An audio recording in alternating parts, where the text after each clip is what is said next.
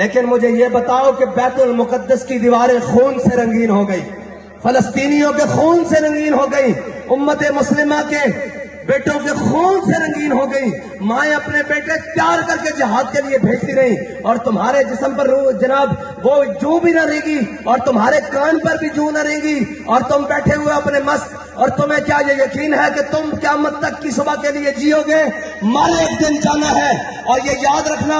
مر وہ بھی گیا، مشرف بھی مر گیا، اور جناب ضیاء بھی مر گیا، اور مر تم نے بھی جانا ہے، لیکن بابا بتا کر کیا ہے، مرنا ہے تو شان سے مرو، آؤ ذرا عزت سے مرو، اور مر تو ظہیر الدین بابر بھی گیا، اور مر تو جناب اس کے مقابلے میں رانا سانگا بھی گیا، 80,000 کا لشکر لے کر رانا سانگا سامنے کھڑا تھا، اور جناب ظہیر الدین بابر کا 12,000 کا لشکر، اور ظہیر الدین بابر نے ایسے تقریر کی، اس نے کہا ابھی ہماری جنگ ہوگی، بڑے گمسان کا رن پڑے گا، بڑی تلواروں سے جسم کٹیں گے، بڑا کچھ ہوگا، اس نے کہا ابھی دیکھنا ہم سارے مارے جائیں گے، ہماری لاشوں کو گرد کھائیں گے، ہمیں دفنانے والا بھی کوئی نہیں ہوگا۔ اس نے جب یہ تقریر کی، فوج میں مایوسی چھا گئی، اس نے کہا اچھا اب ہمیں یقین ہے کہ ہم نے مر جانا ہے تو آؤ ذرا شان سے مرے، اور جب اس نے یہ اعلان کیا کہ جب ہم نے مرنا ہی ہے تو شان سے مرے، 12,000 نے 80,000 کو شکست دے کے رکھا۔